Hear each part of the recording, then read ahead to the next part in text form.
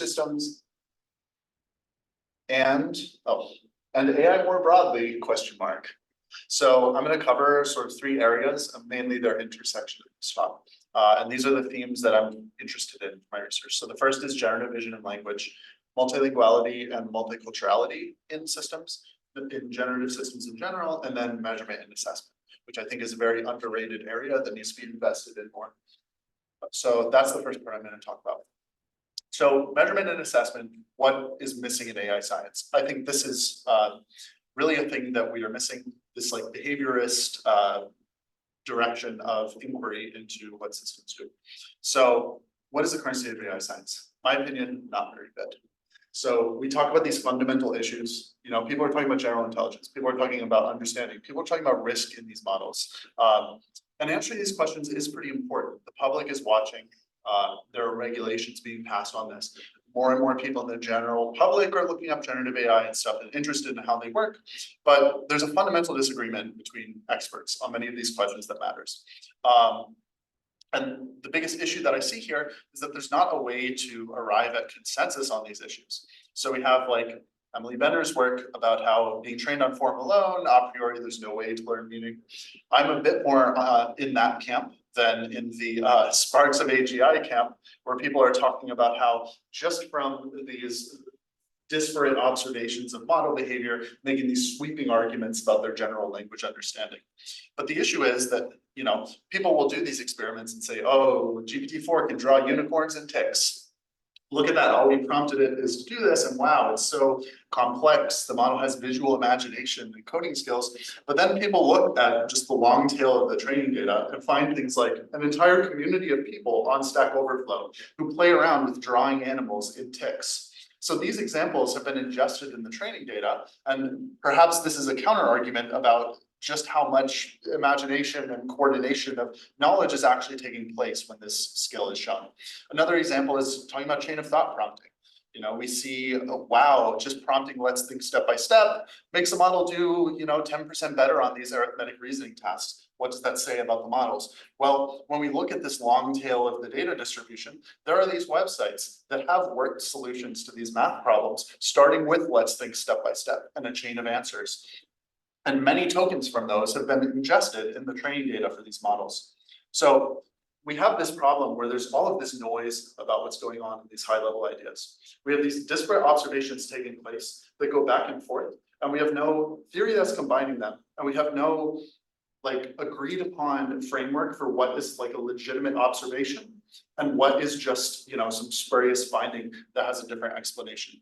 There's this fundamental impasse. And this has led to this trite argument that some people make about how AI science more resembles alchemy, where we're just throwing together these components that we don't really understand, just based on this tribal knowledge of like recipes that work. And this observation has been around for a long time. All the way back since the 1960s, people have been talking about this, and we haven't really advanced further. If anything, we've regressed as these big recipes have been shown to work more and more, and we still don't have any understanding of them. So what I like to think about to try to resolve this, and I'm not coming in here as like some expert who has the answers for sure, but an inspiration that I have in this direction is this idea that in the real sciences, people have this tight coupling between advances in measurement technologies and theory. So Galileo on his own built one of the earliest telescopes. And through the observations he made with that, he was able to confirm the heliocentric model of the solar system. He turned his telescope around and made an early microscope. And then other gentlemen polymath scientists built their own microscopes that got better and better. Robert Hooke was able to start microbiology. His own observations made with his own tools allowed him to document compound eyes in insects, the first observations of cells. And then, as science continued to advance, the amount of sophistication of the observational tools got better and better in order to confirm or disprove theories. So when the wave theory of light was first proposed, scientists assumed that because all other waves travel through physical media, like water waves through water, they assumed that there must be some physical medium that light is traveling through, ether. And that theory required this idea of an ether wind. that because Earth would be moving through the substance, we'd observe a different speed of light in different directions. And it took until the 1880s to produce an experiment that could disprove this. It required this precise measurement apparatus using precision optics and mirrors and stuff that couldn't have been manufactured until the 1880s. And this surprising finding drove theory forward, which required relativity. And the point I'm making here is that early on in the stage of these sciences, the same people who were building the tools themselves and making the observations were also driving the theory forward. But as science progressed further and further, the sophistication of the tools required people to specialize in making them. Nowadays, we're pushing science forward with teams that are just dedicated on the process of building tooling. That's all they work on, and that's what we need in order to advance theory further. So we have these mass market commodity tools produced by specialist engineers in this field called metrology.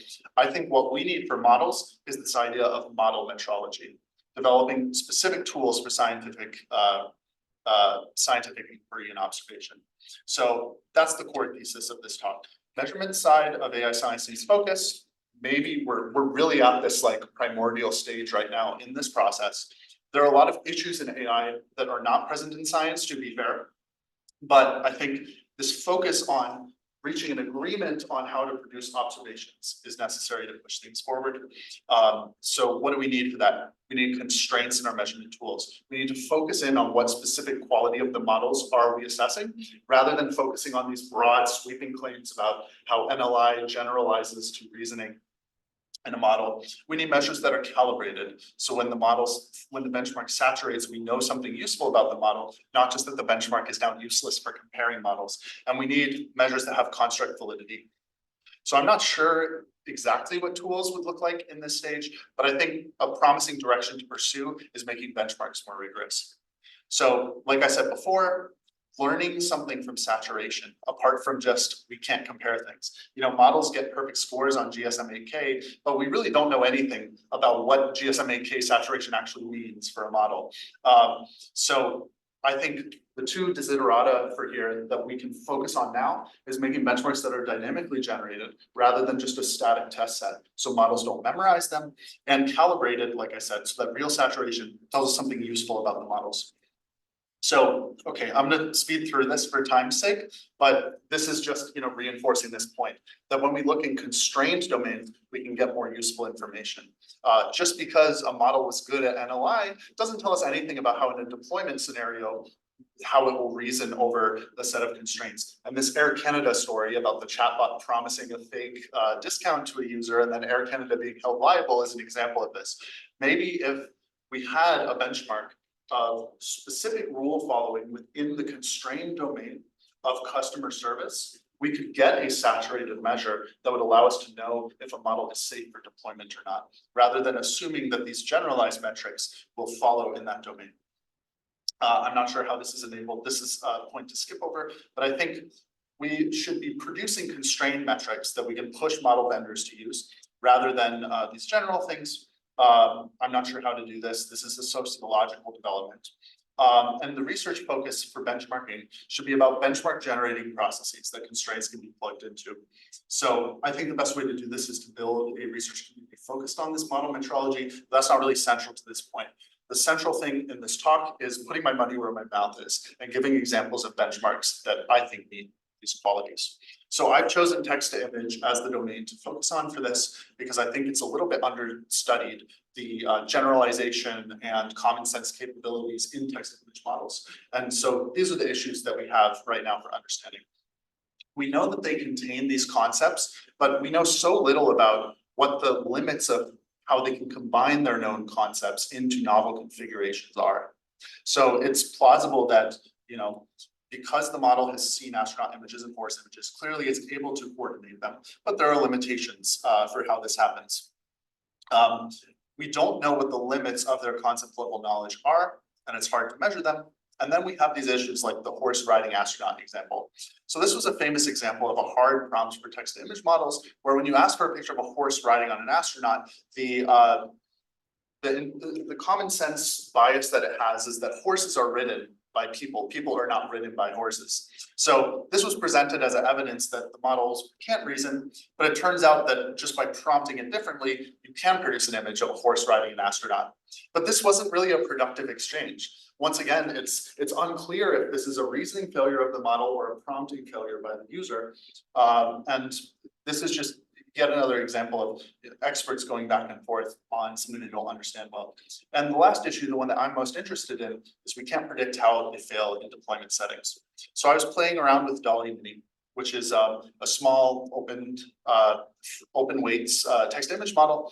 And I was just like, okay, let's see what's a basic thing you can generate. Let's ask for a picture of a big dog. Oh, wow, it succeeded, big dog. All right, let's play with it. Let's try another language. So big dog in Spanish. Wow, generate a picture of a big dog. Okay, let's try another language that uses the Latin script, but isn't related to English. So Indonesian. Wow, it knows big dog in Indonesian even. Okay, let's try a language that doesn't share the Latin script and is also not related to the European languages. So big dog in Japanese. What the heck?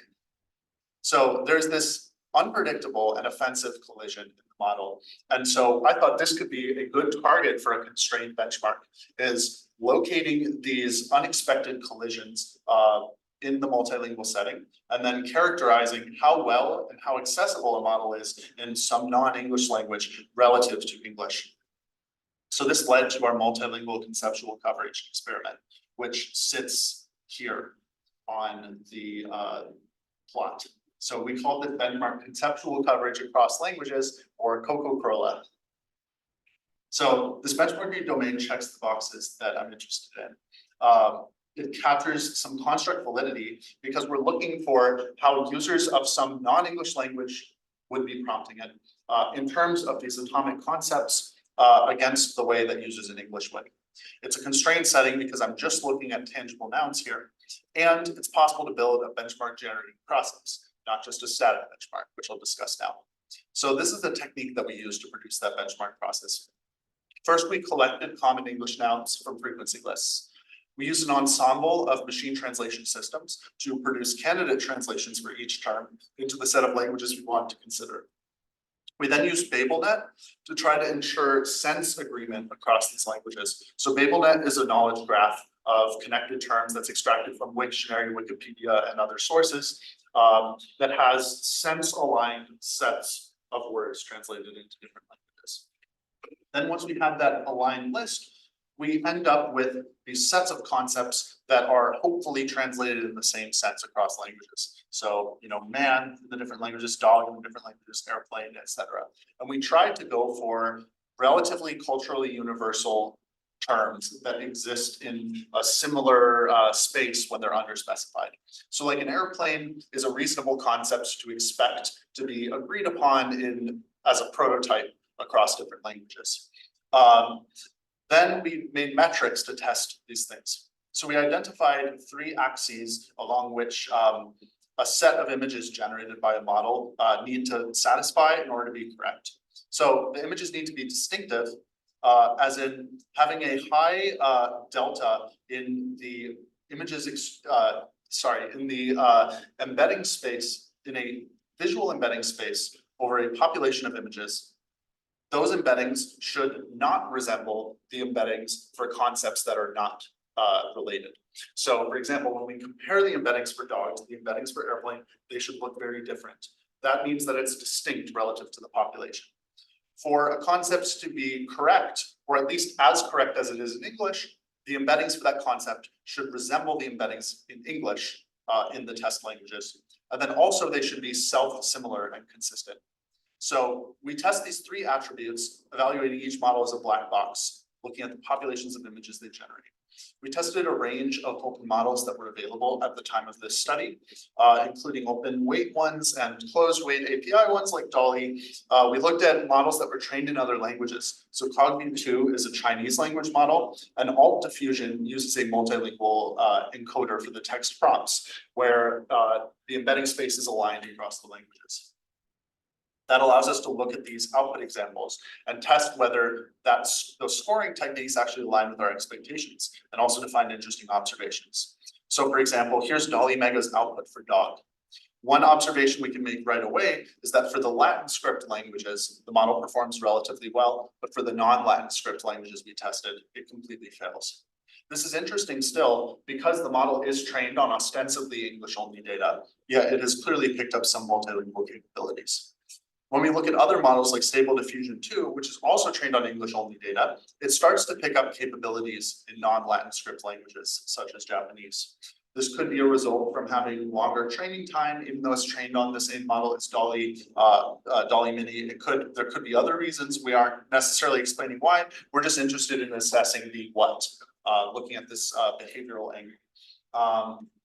Dolly 2 gets even better, picks up Chinese capabilities for this. But note that all of these languages, all of these models continue to do poorly for Hebrew. We can look at alt diffusion. This is the first one that starts to pick up Hebrew capability, and this is using the same decoder as Stable Diffusion 2, just a different text encoder. And something we can note is that even though it picks up partial ability to generate dogs in Hebrew, it loses a little bit of capability in Indonesian.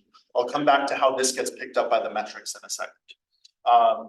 Another interesting thing is that dog collision to pictures of faces, particularly women faces in Japanese, that we had seen in the prior slides. One thing that this metric allows us to test is, are these failure cases generic or are they specific to concepts? So when we compare the failure case of Japanese and Dolly Mega for dog, and then we compare that to the images generated for airplane, we see that instead of failing to pictures of faces, it fails to pictures of fields. So there are, in some cases, these specific collisions rather than generic failure cases. But for Hebrew, within many of these models, we observe generic failures. So when we ask for airplane in Hebrew for Stable Diffusion 2, it basically generates generic Israel landscapes. And when we ask in Hebrew for dog, it generates generic Israel landscapes. I'll come back to why I think that takes place in a second. So then we can also look at quantitative results from this benchmark.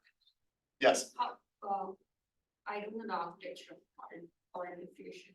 Yes, you don't know the architecture of alt diffusion? Okay, so just to summarize, so I actually have reserved slides for this. So for everyone's benefit, I can go a little bit deeper into what the architecture of these, the generic pipeline, you know, for image generators, that's going to have some text encoder, some image decoder, right? The architecture for Stable Diffusion here is specifically that it has a latent space that's trained with the autoencoder on images. Then it has a diffusion model within the latent space that is denoising from a pure noise state to the image conditioned on some imaging, some text encoder.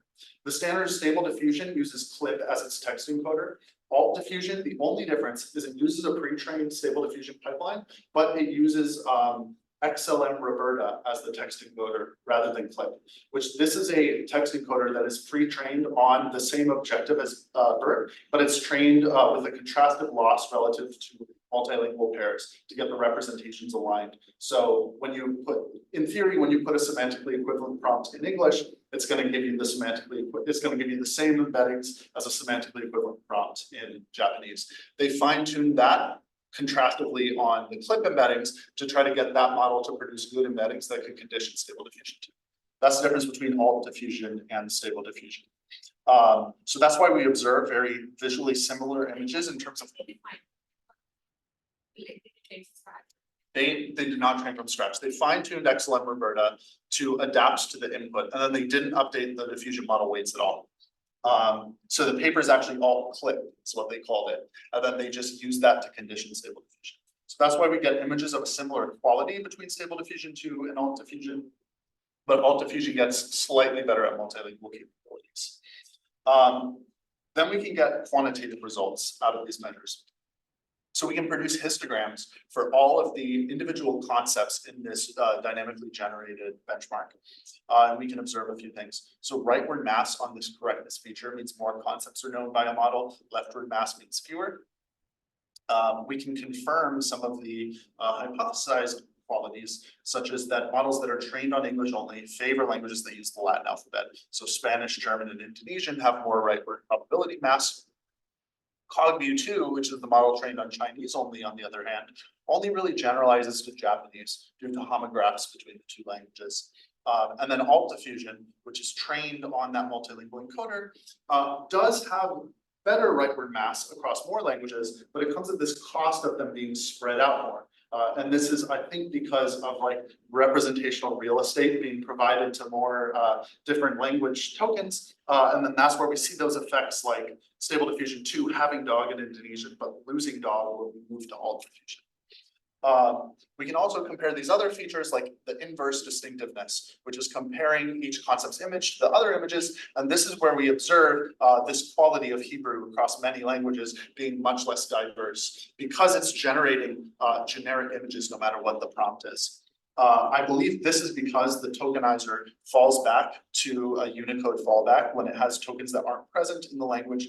And because CLIP is bad at attending over long concepts, the only useful information it has basically is token by token. And because the information content of Hebrew letters is so low, it's not able to attend over the long context and get anything useful. So it basically has to fall back to the modal image that's present in the training data set. So I think we would observe this in any low resource language.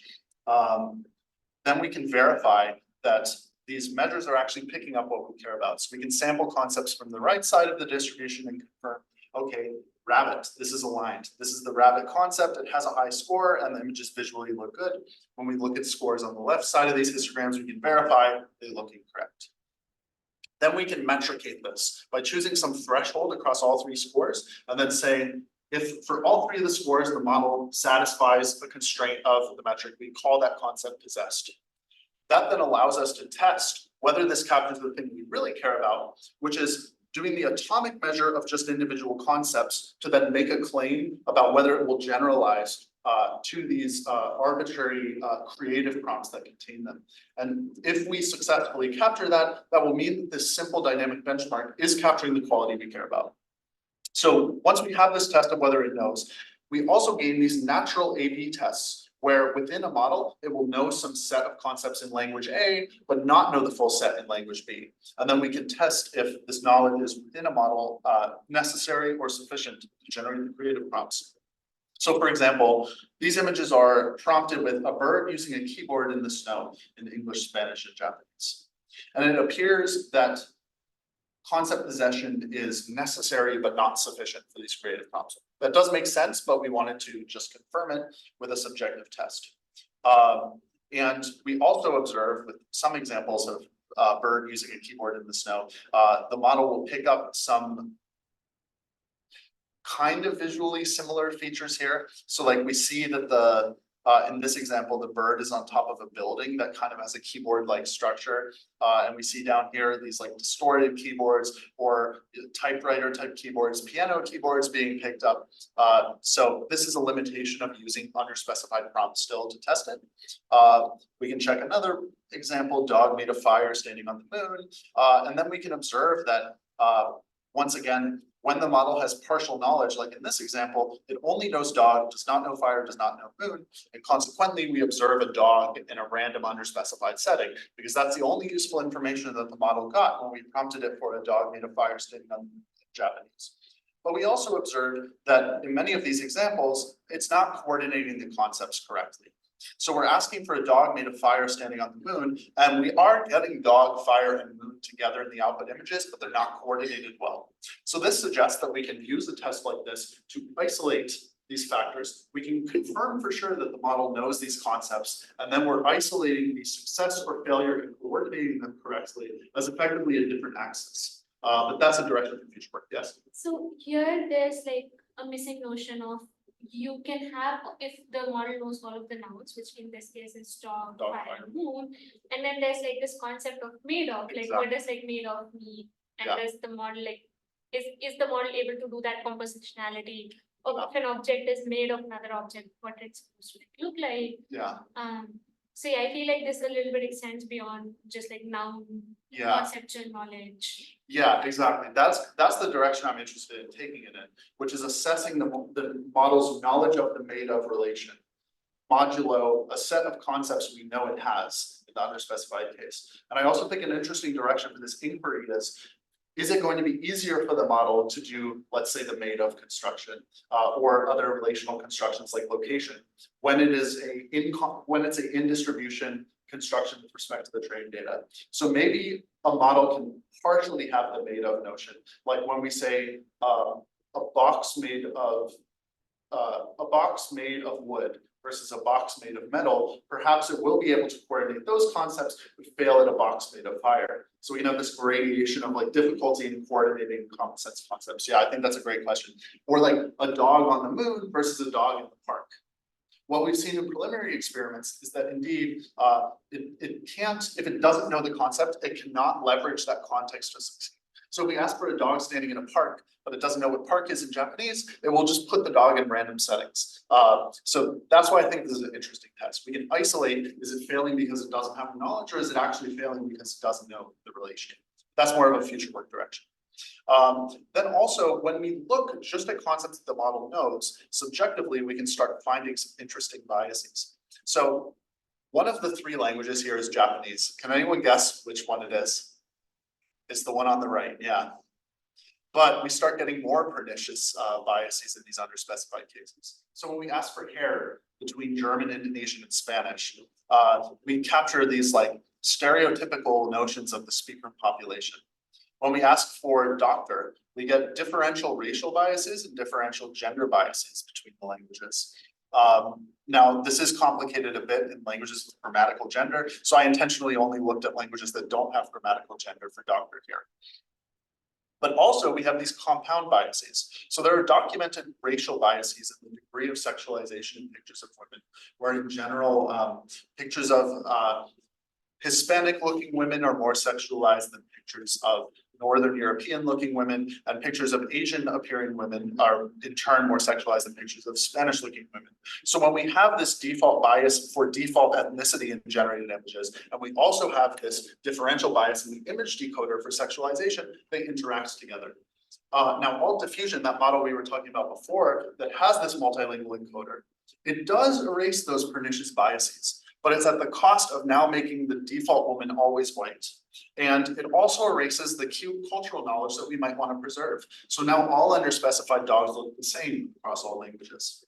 So this leads to this, because we have measures of these different axes of knowledge between languages, and then also interesting evidence of biases, this reveals this like multilinguality simplex, this complex multi-desideratum optimization problem that right now no model meets. So just training on the raw lion data set does give you some of that cultural knowledge that we saw, but it does not ensure good performance across languages, and it contains these negative biases. Doing alt diffusion, which aligns the representations across the languages, improves the performance between them, but it comes at the cost of losing that cute cultural knowledge. But we also get the benefit of mitigating those differential biases between languages.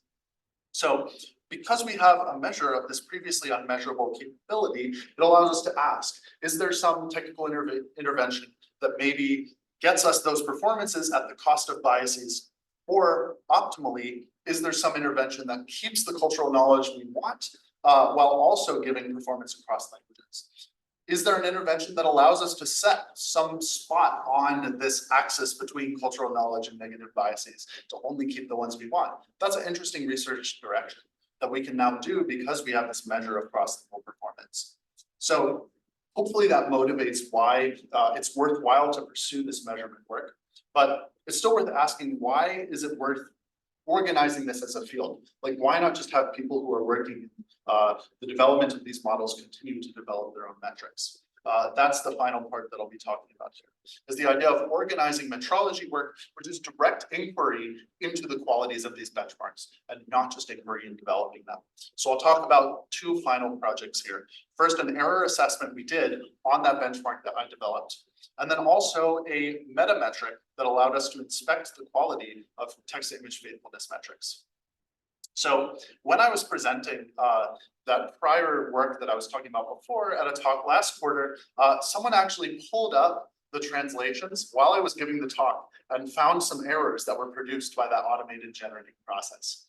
Now, it's very important to me to have a generating process because of those memorization issues that can be present, but it is a problem that we produce some suspicious translations. And depending on how strict you want to be about what a mistranslation is, there was between 5 and 10% of the concepts had some error in the languages you checked, which were Chinese and Japanese. So for example, there can be sense errors where we translate bike, or this is not necessarily an error, but it's really a specificity error. Do we translate bike to specifically mean motorbike, or do we translate it to mean specifically bicycle? This is sort of an opinion issue that falls on like what you think the prototype should be for that specific term. But then there are also clear sense errors, where when we're talking about a suit as a tangible concept, you should not translate it into an adjective that means suitable or fitting. You should translate it into the specific term that means Western suit. And what this shows is that when we change the translation to be corrected, it removes this false negative that's present in the benchmark. And because we're measuring the negatives, the things that the model doesn't know, it's very important that we minimize false negatives. So we found some other like possible errors. Like here's one I found when I checked the Spanish translations. And this isn't necessarily an error, but it is a specificity issue, where when we say tent in English, the prototype we're talking about is a tent for camping. But when you translate that into Spanish, the tent for camping is tienda de acampar, which literally means a tent of camping. If you just translate it to tent, tienda can also mean a shop or store, which probably comes from shops taking place under tents. So that's one that's worth correcting. But on the other side here, we have a Chinese example of table being translated into a word that means like tabular form rather than table, the thing you put objects on. But we see that in the languages, in the models here, so on the horizontals, I have models and the verticals are these translation terms. For the models that have poor performance in Chinese, it doesn't matter that we translated it wrong. It fails either way. But then when we get to a model where Chinese does have capabilities, it does make a difference. So we did an analysis of these error types. We looked at formality errors, like I was talking about, commonality errors and sense errors, and then we developed a meta metric here of these translation errors, where we looked in that multilingual embedding space, how far apart is the original translation to the English, and then how much closer does it get when we apply the translation correction. So what this plot is showing is these different error types, the formality, commonality, incoming sense error, we called it, an outgoing sense error. And we do find that some of those are further to the right on the severity chart than others. And then we were able to plot this change in the textual similarity under a correction on the x-axis to the change in our metrics assessed value for the correctness of that term. And that does show that there is a correlation between this feature and the improvement, so the mitigation of false negatives for Spanish, at least for Stable Diffusion 2.1. But you'll see that the trend is flatter for Chinese and Japanese. And the reason why is, once again, because Stable Diffusion 2.1 does not know those languages, but Alt Diffusion does. So when there is good performance of a model in that language, these corrections happen. So this meta-analysis gives us a new direction to take to improve that benchmark generating process. The realization we came to is that translating just the word dog or suit alone is very out of distribution for machine translation, and that instead we should be considering these longer sentences.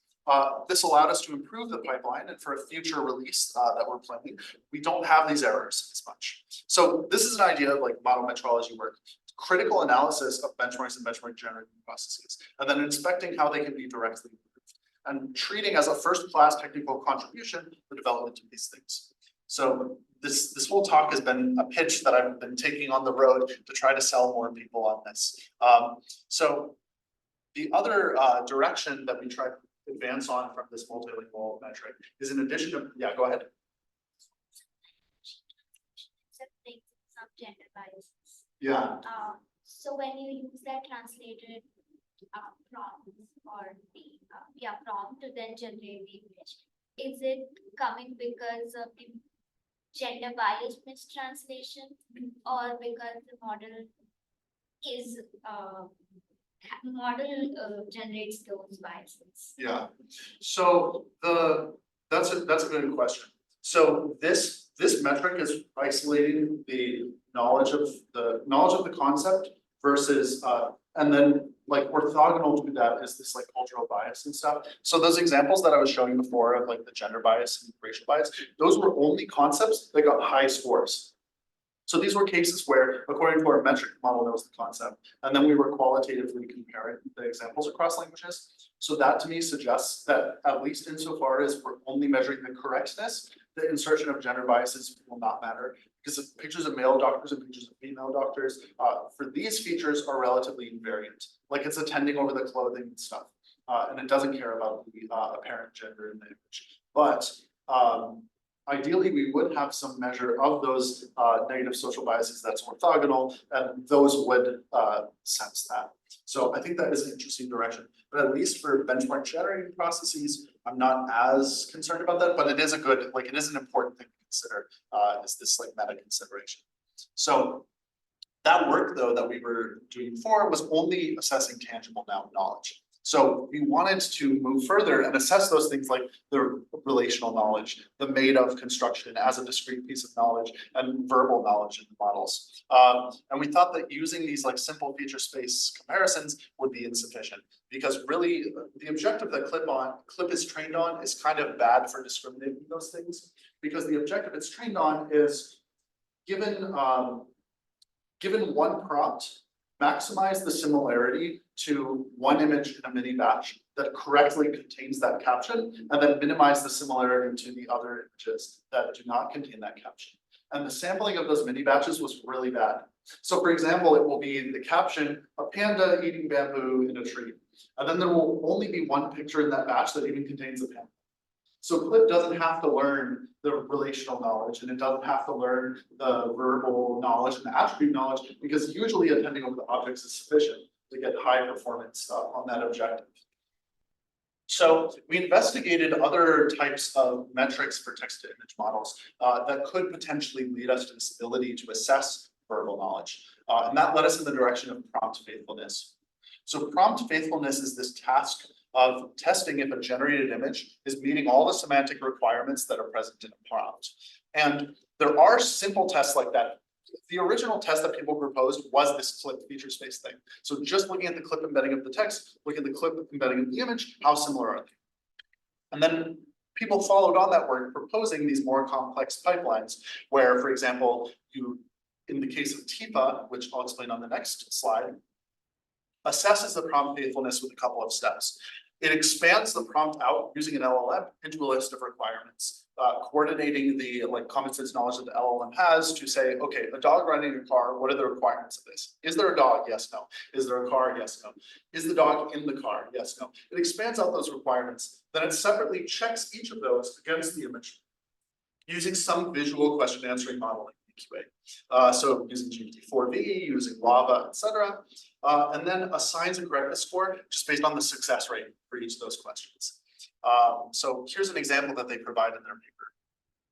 They show that for the prompt, a person on a horse in the air, jumping over a gate with trees in the background. For this image, the horse is not jumping over, so they're like perfect example. It correctly identifies there's no gate. It correctly identifies that the horse is not in the air, and it assigns a perfect score to this image and a lower score to this image. Cool. But when we were playing with this ourselves to try to develop an analogous system to assess prompt faithful or to assess verbal knowledge, similarly to how this prompt faithfulness works, we noticed some issues. So here's a set of 5 images we generated for a photo of a black cat with green eyes reading a book. And there are a couple of issues. First off, the same score is getting assigned to an image where there isn't even a book and an image where there is. So this is a little suspicious. Also, we have this set of 3 images that are all equally correct, but one is lower. And the dynamic range is a little odd, where the same level of severity between 2 pictures that contain a book is the same between this failure of them. And this is a limitation to just asking a few questions. So this led to another metrology project opportunity, investigating a better way to evaluate these faithfulness metrics. So the issue is, and this is an issue in a lot of papers suggesting some new method, is that they just do an ad hoc evaluation that's very flattering to their own system. So whenever people propose these T2I faithfulness metrics, what they would do is just take some set of images, get human preference scores for them, and then just do pairwise comparisons over different prompts, different images for these human preference faithfulness scores. So literally, like, they would show that picture of a horse not jumping over the thing to a human, and then ask them, on a scale of 1 to 5, how well does this satisfy the prompt?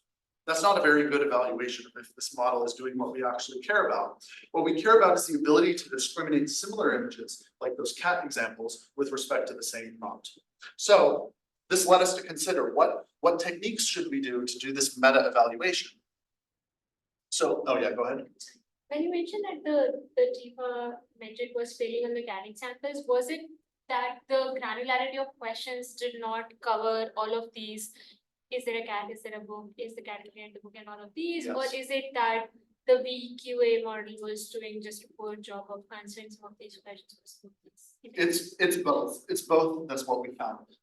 But the idea here is that once again, it's like pursuing this direction of doing a behavioral analysis, like getting a good evaluation that reveals the behavioral qualities with a specific amount of granularity that then allows us to pursue these explanatory questions. But like getting solid observations first and then moving into explanations. So first I'll give the observational framework and then we'll talk about what we. Because these images are generated using, like I'm assuming these are, it is a similar setup where different language prompt is given and then images are generated. Because images are associated with the languages also. For example, Japanese looking dog is different than the English looking dog. When VQA is used with the same set of questions, like basically whether the model also knows dog in that particular culture or not could also be a reason behind it not doing well on answering for that particular image. Yeah, that's a good point. And that also, I guess I should make it clear, maybe I lied it over this, but the transition here is that while we were trying to adapt these prompt faithfulness metrics to get a good test of verbal knowledge to apply in the multilingual setting, we found that it was failing in the monolingual setting. So this is an example of it failing just in English only. So before we can even look at adapting it, we need something that works in English only. But yes, that is a concern that will matter for our follow-on work about developing the verbal metrics. I think the solution would be to, since we're checking this, like we're checking the performance in language B relative to English, I think the solution would be to always expand out the questions in English. But you're right that those thorny culturality issues would still come up. So I think like that motivates why it's so useful to have this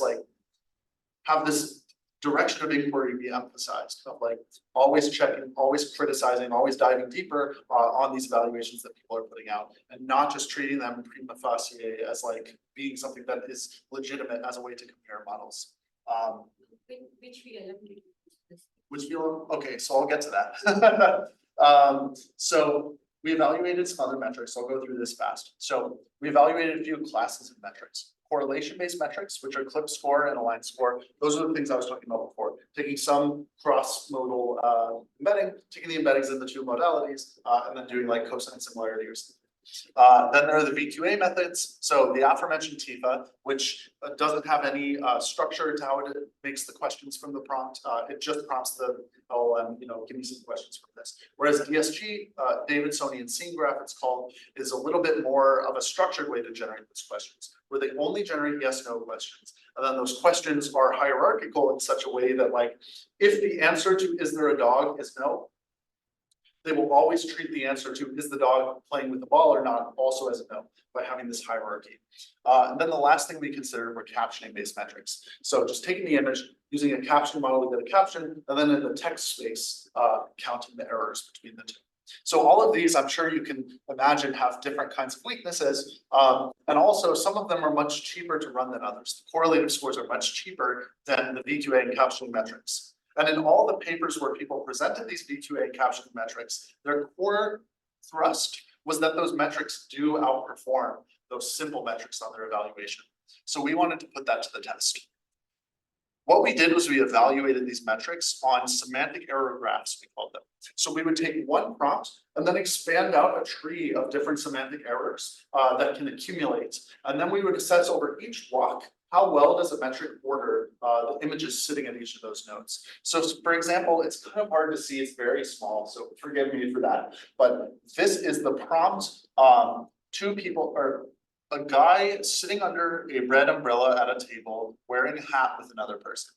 Then we can count all of these different types of errors. So we can count, is there an umbrella, yes or no? Is there another person, yes or no? And this is an acyclic graph. But there are multiple routes to reach nodes of the same error count. This has some construct validity because we were able to look at different error generating functions and consider both the naturally occurring errors that would be produced by a model, as well, which those are more construct valid to the setting that these metrics are actually deployed in. But then we could also produce easier test sets like natural images only, or images generated from an error graph that we produce a priori. So I'll explain how the three methods that we use to produce these test error graphs.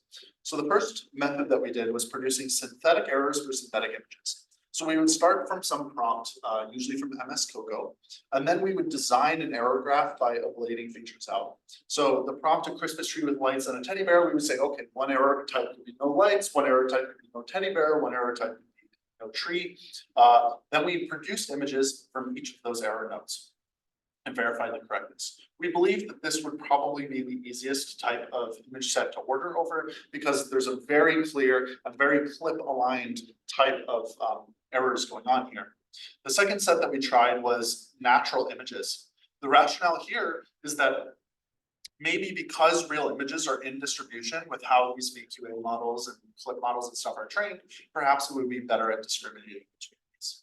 So we sourced a bunch of stock photos, produced a graph of the differences between them, then converted that into an error graph and wrote a prompt that describes the head node.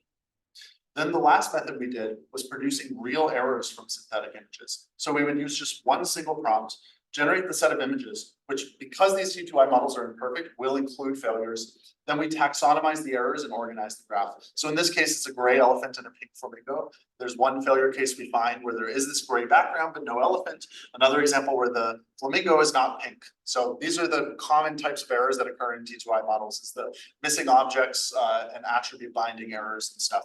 So we believe this would be the hardest partition and also the one that we care about the models actually succeeding on the most. So we had a diverse set of error types in this benchmark.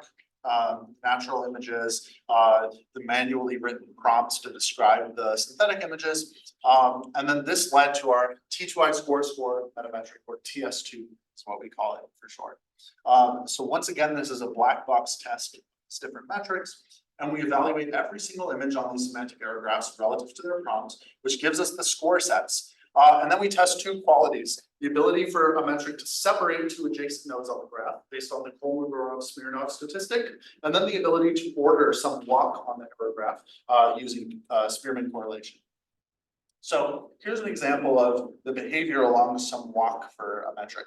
So this purple line is showing the error count along that walk monotonically increasing, while the colored lines are these different metrics showing that they are noisily decreasing, which is the quality we want them to see. We want the quality score assigned to an image to go down as the number of errors goes up. And this is an example of the Kolmogorov-Smirnov statistic. So what that statistic is, it's calculated by taking the CDF of two different distributions and then comparing what is the maximum delta at some value in that CDF to express like non-parametrically how well separated those two distributions are. And the reason why we only compare adjacent nodes and only compare nodes along one walk is because we don't have a way a priori of saying how severe one error type should be relative to another. So like in this case, the prompt is red umbrellas on a beach, a bunch of red and white umbrellas on a beach, and all the node 0 images contain the umbrellas and the beach, and they mostly get the highest scores. But then one second node is missing the umbrellas, while another second node is missing the beach. And we see that in general, the model, all these metrics seem to be punishing the no umbrella images worse than the no beach images. And because we don't want to constrain them to necessarily consider one error type more severe or not, we only consider adjacent nodes along blocks. And then we got some, oh yeah, go ahead. How do you go from nodes to one like what? Oh yeah, so this was an example of that first type, which we generated with an error graph. So this is a manual process. Perhaps it could be automated, but we figured because we're doing a meta-analysis of metrics that will never be trained in a supervised way on these examples, we thought it was okay to use static evaluation. So we produced those manually by, like I said, uploading the features, and then we wrote new prompts for each of those. So yeah, in that case, I believe usually what we would do is make a minimum edit to the prompts to express that difference, which usually just involve deleting parts. So like, this would be, you know, red and white umbrellas on a beach, or a crowded beach with red and white umbrellas or something. And we would just remove it to like just a beach, or, you know, just a bunch of red and white umbrellas. And like people like they usually have fixed expressions for the image, right? Yes. So did you also include questions pertaining to the umbrella when you are doing? Yeah, that's a good question. So we did not edit the questions at all, because the questions are just dynamically produced from the prompt. So we're specifically evaluating how well Tifa is at producing those questions. And the other point is, we're always comparing the set of images to the prompt of the head node. So the idea is, we're saying, how bad is it? How much does Tifa view this as being a failure, to specifically assess the prompt, many red and white umbrellas on the beach? Like that could be because like DIFA produced a lot more questions about umbrella. Yeah, that probably is why. So that's why we don't compare these two nodes directly. That's the point that I'm making exactly, is that it probably did produce more questions about the umbrellas than the beach. So then this allows us to compare these different classes of metrics. And to our surprise, especially on the real image part, or the real error partition, or really across all partitions, the fancy, expensive VQA based metrics across all of these different VLMs only slightly outperformed these dumb and simple correlative features for the ordering score. And for the separation score, they were strictly outperformed by the simple correlative features.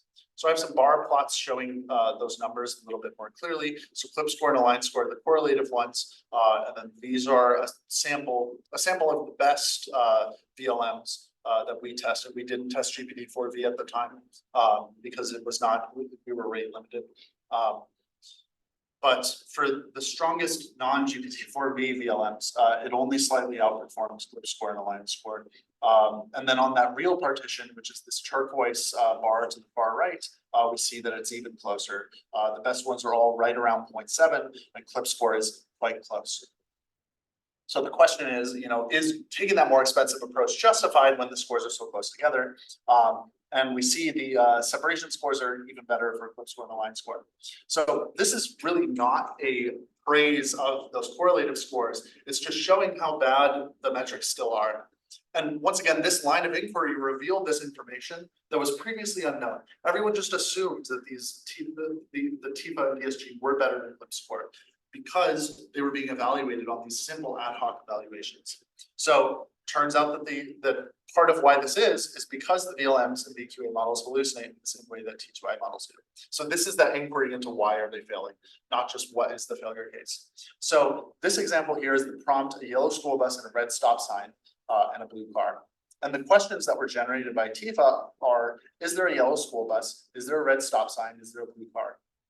And because of these attribute binding errors that are produced by the model, where it's making red buildings in the background, the VQA models have the same weaknesses, where they will also be susceptible to the attribute binding errors. So they'll say, no, there is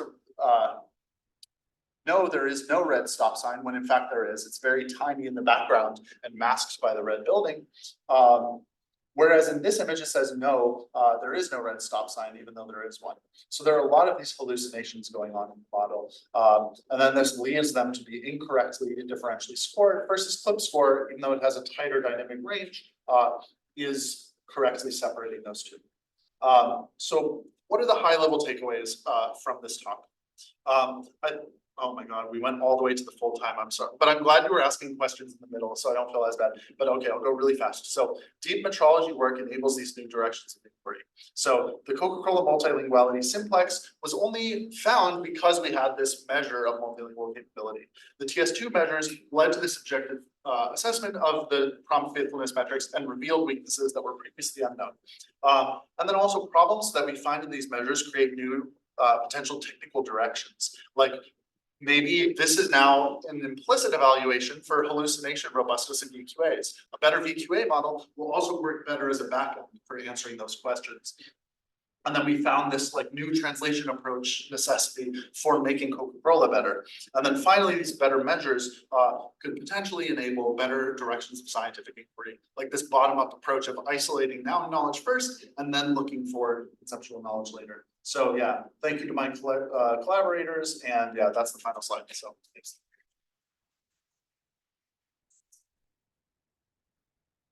Maybe one question. Yeah. So a very high level question. So sort of you're asking for metrics in the various sort of computer science things, and a lot of these ideas that you're sort of that computer science is wandering into with models have traditionally been studied in other ways and not with benchmarks and not with metrics and sort of very different philosophies for how to study them. So I'm wondering how you navigate that. Yeah, that's a great question. So this that first part that I was going over is like a very condensed message of this longer position paper that we are hoping will go to column the language modeling conference, but we haven't released the preprint yet, but it is available on my website. I can give one.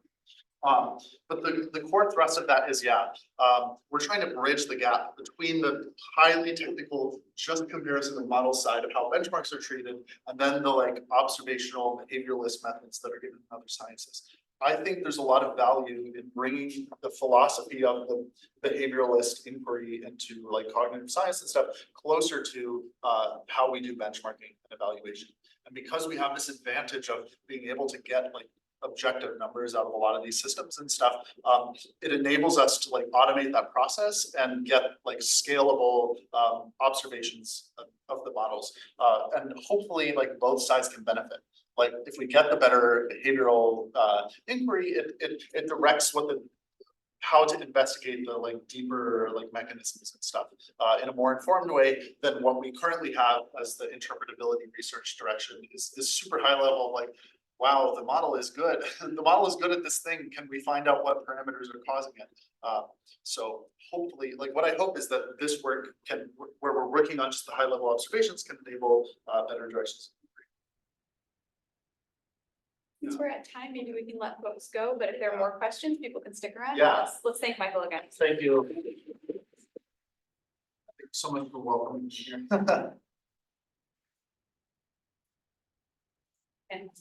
Thank you.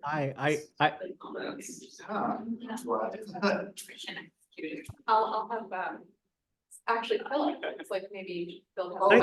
Hi. I'll have questions for you too, but we can talk at mass. Okay, yeah, great.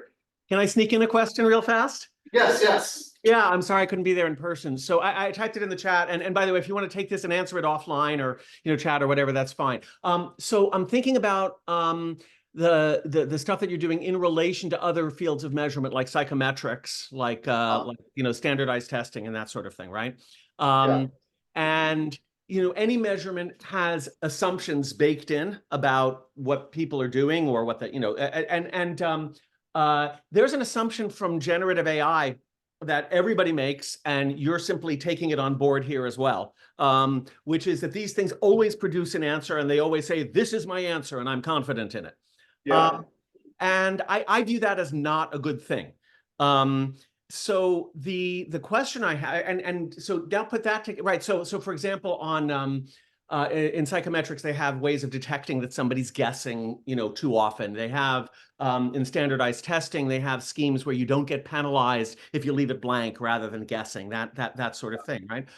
And system design follows the benchmarks and the metrics. We have the whole Goodhart's law thing here, right?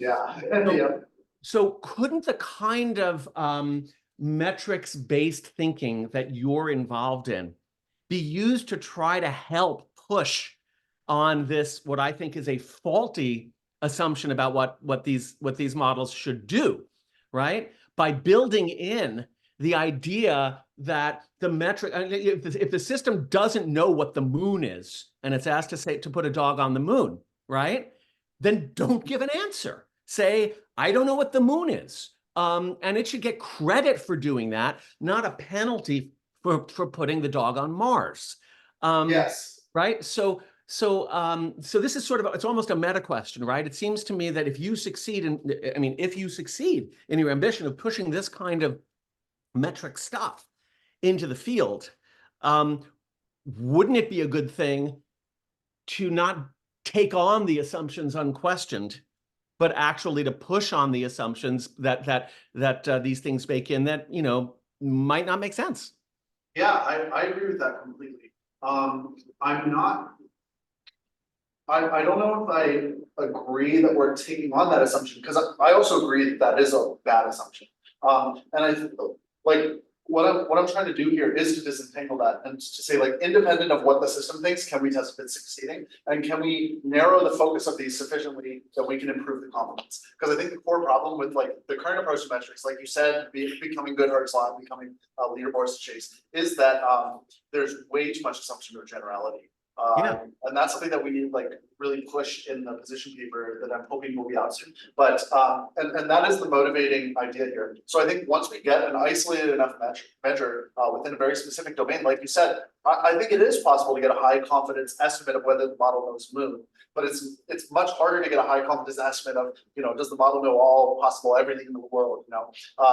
But yeah, this could be a direction where maybe we could scale up these concepts that where if we have some way to estimate what is a reasonable thing to expect high quality output speed, maybe that could be a manually generated set of concepts. There are probably good heuristics for that, like high frequency words or things that have high frequency similarity in the image domain. We could retrieve images of the moon and then ask the model for it, and then we could use these scores which are sensitive to that and do exactly what you're suggesting. Like push this leaderboard of low confidence and ask the model to refuse on those things. I agree with that a lot. I think that's a great direction to try to push. Cool.